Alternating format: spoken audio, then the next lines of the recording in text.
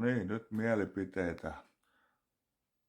Apsi myy tällä hetkellä 19,90 tarjouksella lehtipihviannosta, joka normaalisti maksaa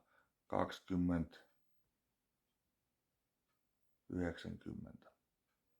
Ja 2020 vuonna, kattokas tosta, silloin oli lehtipihvi tarjouksessa 9,90.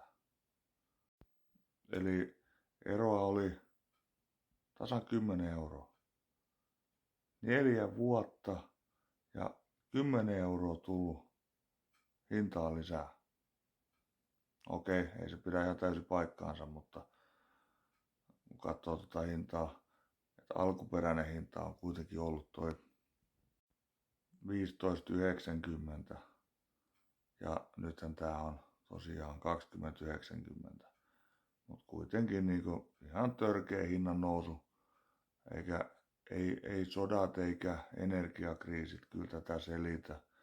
Jos katsotaan kuitenkin, polttoaineen hinnat on laskenut, sähköhinta on laskenut ja en tiedä mikä muu on laskenut, mutta ei ainakaan nämä hinnat.